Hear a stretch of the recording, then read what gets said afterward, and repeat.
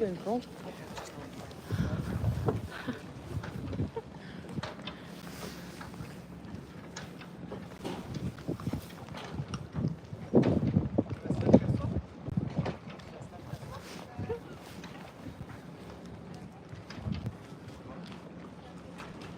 Hi everyone, we're 2 days from the start of the Transat CIC, which Boris is going to start from here in Lorient with nearly 40 other IMOCAs on the docks.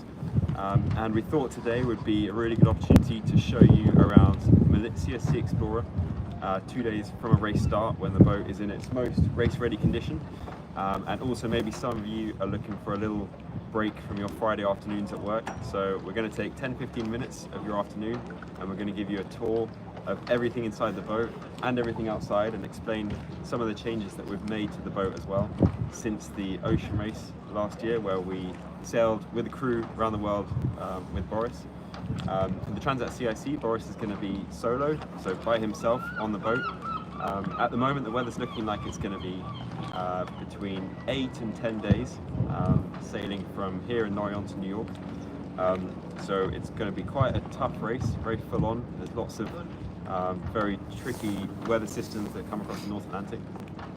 But before I get into too much detail to that, let's show you some of the latest things that we have on board Malizia. So firstly, behind me we have the new foils on board the boat. This will be the third set of foils that have been in the boat.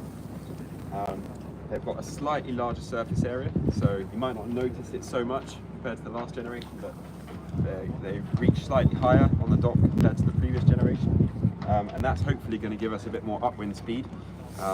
We're going to improve our upwind ability, which so far in the trainings has proved to be really good. The foils seem fantastic, and we were very happy with our previous set of foils, but hopefully this is going to give us those extra little speed advantages for this upcoming races and for the Vendée Globe at the end of this year. So this was a big refit project from the team over the winter to build the foils and then to get them in the boat. So this is probably one of the biggest performance upgrades we've done over the winter. Now, as a result of the foils, the larger weight and surface area means that we've had to put a foam volume on the roof for the righting test. And this is basically for when the rules of the IMOCA state that the boat has to be able to come up right if it was to be in an inversion. And so to make sure that we pass that rule with these bigger foils, we've had to put about 200-300 litres of foam on the deck there. Doesn't look so pretty, but in terms of sailing it doesn't really affect us in any way. So apart from that, we have all the usual bits. We have the same mast, we have everything on deck is almost exactly the same. Some of the sails have slightly changed. We've made a few upgrades. We have one more furler on the bow there, which is not actually quite going to the bowsprit, but it's just to the front of the boat. This is going to hoist a slightly smaller sail, a bit of an in-between sail, which is much more practical for when Boris will be sailing on the boat by himself compared to when we're sailing as a crew. So next thing, I think we'll jump on board and I can give you a little tour of some of the changes we've made inside the boat. So we'll jump to the back.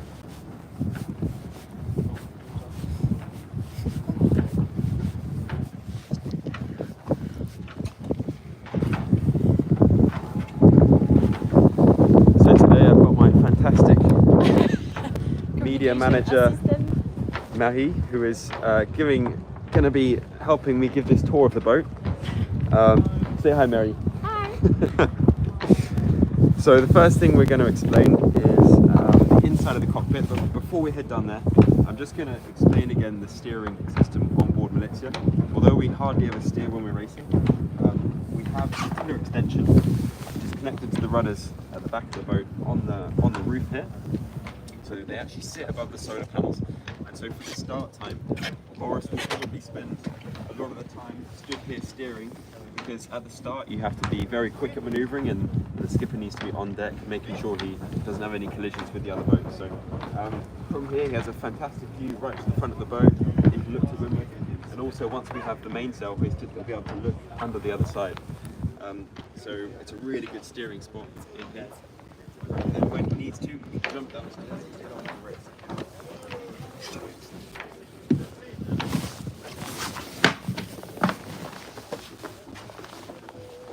So welcome back on board the cockpit of Malizia 3. I'm sure it looks very similar to how it did during the ocean race last year. But there have been a few small upgrades that we've made. So firstly, we're going to have a chair which sits on the side here. We don't actually have it in place right now because it's slightly impractical for the technical team to be working around the boat. But when Boris is racing solo, he's going to have a suspending chair sat here, which helps to take the impacts sailing these boats because there's so much force when the boat is jumping off and on the foils. So during the race, you'll probably see Boris sitting in this chair quite a lot, and you might be able to notice the suspending effect that it has on it. In the cockpit, we've got rid of a few of the seats and the bunks that we had when we were a crew. We've shortened all these rope bags and made a lot more space for this chair. And also, the autopilot controls are still going to be nice and handy. For Boris, we have the B&G graphic display and the B&G pilot right here. So when he's sitting in this chair, he can control everything nicely. He can have a drink, and he can speak to us through his videos up here. In terms of at the front of the boat, almost everything's the same here. We've got our very important B&G Zeus chart plotter here, which allows us to detect any objects in front and make sure we avoid any collisions. At the same time, we can always be looking at the navigation and all the loads and all the data, all while controlling the ropes and all the winches. So being sat here is going to be a really practical place for Boris because he can jump straight on the pedestal and he can control the boat all from this one small box here. When he does get a little bit of time off, I'm going to show you where he gets to go, and that's the aft area, which we've made some nice changes to. So firstly, you have the intermediate seat, and this is this big long seat right here, which I can sit back in now. Whenever the sailing's quite intense, you can pull the seat right up, and I have a perfect view in front of the boat, and I can keep an eye on everything that's going on in the cockpit. But at the same time, when I need to be looking at the weather and navigation, I can drop down the computer screen like this, and I can be ready to use the computer with my keyboard here. And play some music as well. We've got a nice upgrade on board the boat. We've got some speakers as well, so Boris can be listening to music whenever he needs a bit of a boost while sailing.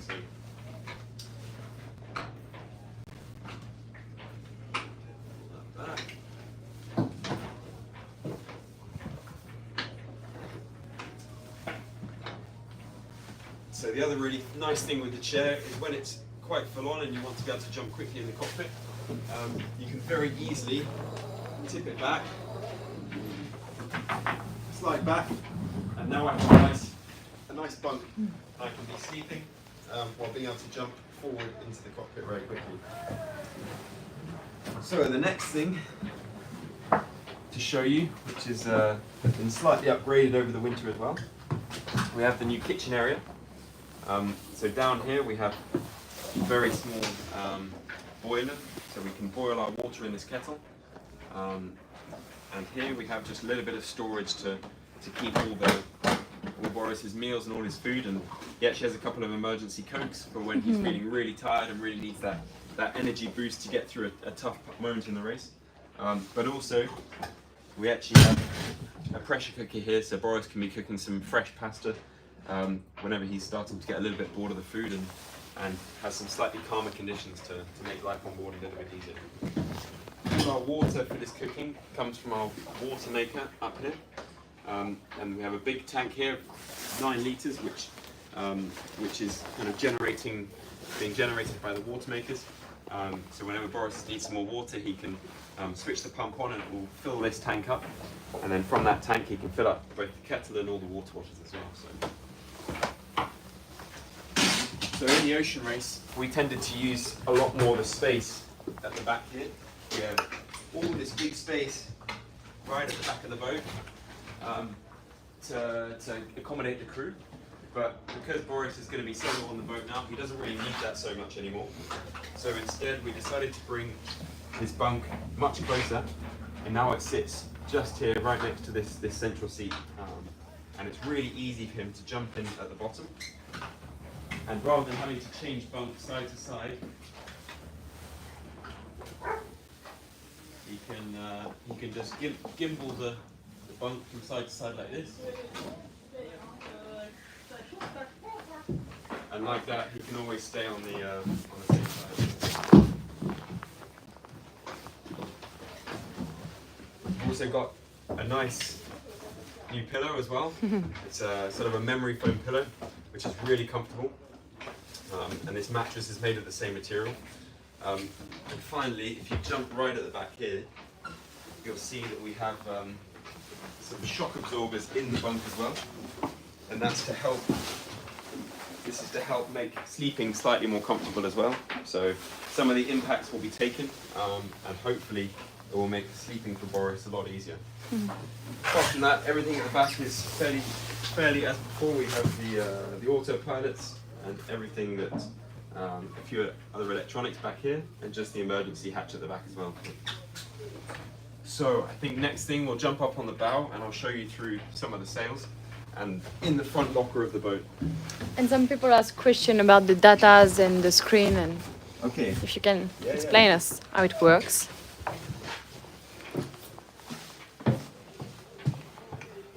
So the main data we have, without going into too much detail, so on one panel we have all our environment data, so we have things like the speed of the boat, the wind speeds, and some of the heel angles of the boat as well. And on the other side we carry the load data. So the load data is all the load pins around the boat, and telling us the status of the boat, really how hard are we pushing the boat. So this one is more to understand our limits of the boat, and this one is more to understand how we're actually sailing the boat, and how fast we're going, and how the environment is around us in terms of wind speed and wind direction. So this one we keep solely for collision avoidance.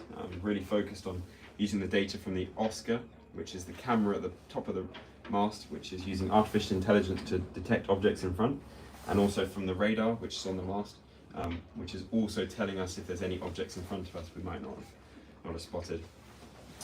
The displays here we tend to keep related to the autopilot, so all of these controls are how we adapt the way the boat steers. And these data points here are just telling us what settings we currently have in the autopilot. The autopilot is a bit like an extra sail. You have to really adjust it and control it, rather than using the ropes like for the other sails, where we have marks and various settings. We use the data instead. So hopefully that answers the questions. Yeah, I think that was perfect. So next bit, we're going to jump up on the front and I'll show you in the forward locker of the boat.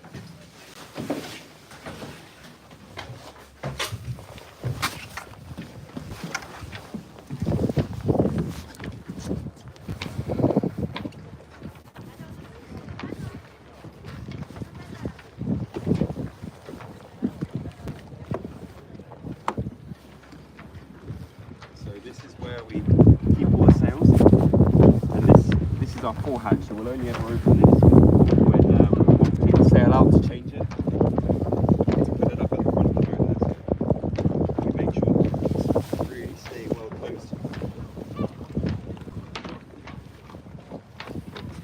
Jump right here. Take the phone if you want. So I'm currently sat on all the boat. You can see them all packed away neatly here.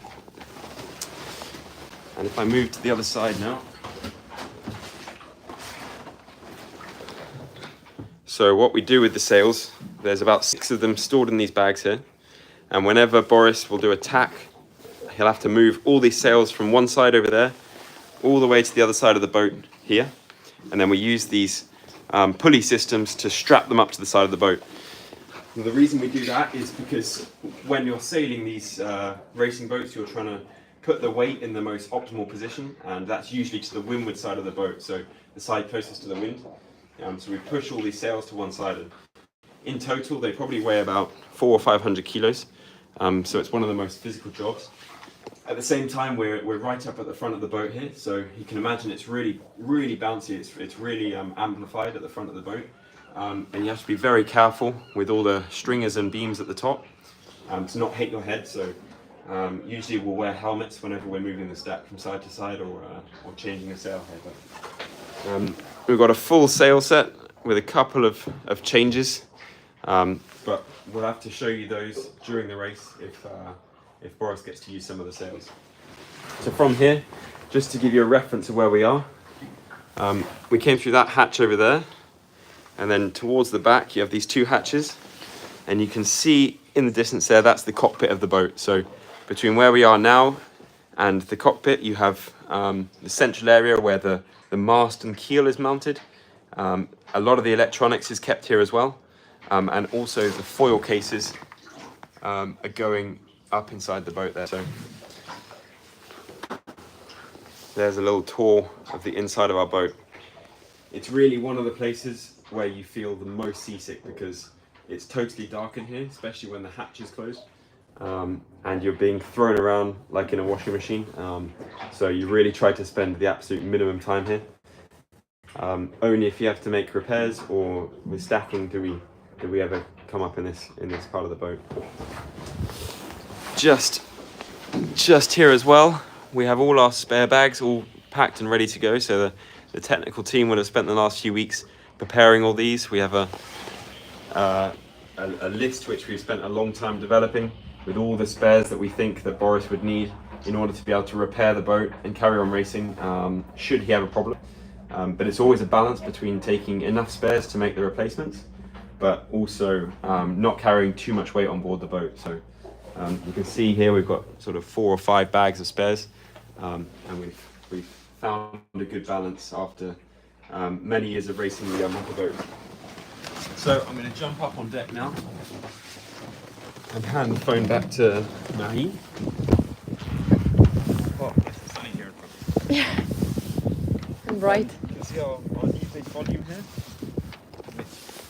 I guess it's a bit like a sun deck, but really the advantage of the foils is kind of the trade-off with having this boat.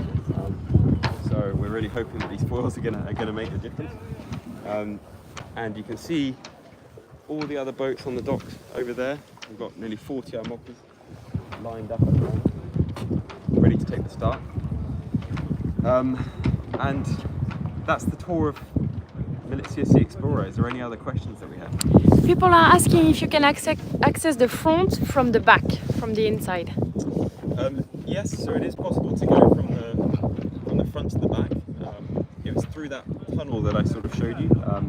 I decided to not go that direction because it's very awkward and clumsy, especially when I'm trying to hold an iPhone to film it. So it's always much easier to jump out the back and come in through the hatch here when we're on the dock. When you're racing, you can imagine it's much easier to stay inside because then you stay nice and dry and you're not out exposed in the elements. People are asking about the helmet situation, and do you use like rugby helmets? Yes, exactly. Yeah. So we have a rugby helmet that we carry on board. It's deep inside the boat right now, so I won't take it now because I might forget to put it back. But it's we use a nice rugby helmet supplied by Musto now, and it's using D30 impact protection, which allows us to jump forward in the boat and really avoid those impacts by that because it's very risky part of the racing to eliminate these risks. So it's really important for us. People are asking when does the race start on Sunday?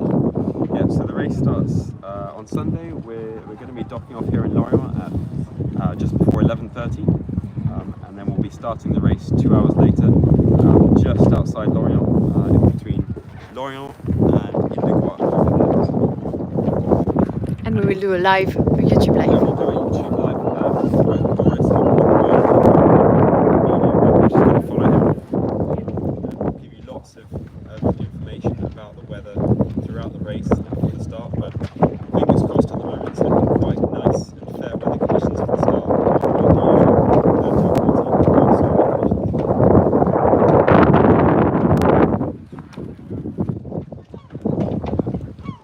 People are asking about the sail regulation. So to explain quickly, we're allowed 8 sails on board the Amoka. The main sail counts as 1, and also our storm sail counts as 1. So that's 6 sails. That's 2 sails already taken, and then the other 6 we have somewhere between 50 square meters and 350 square meters.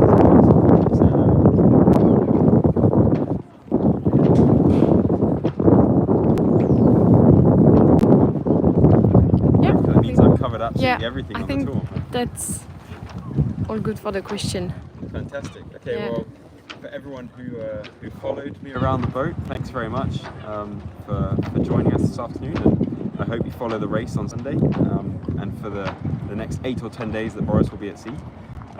Thank you to Mahi as well for organising this. And yeah, any questions, feel free to just ask on Instagram, and we'll be happy to answer them. Bye. Go Malizia.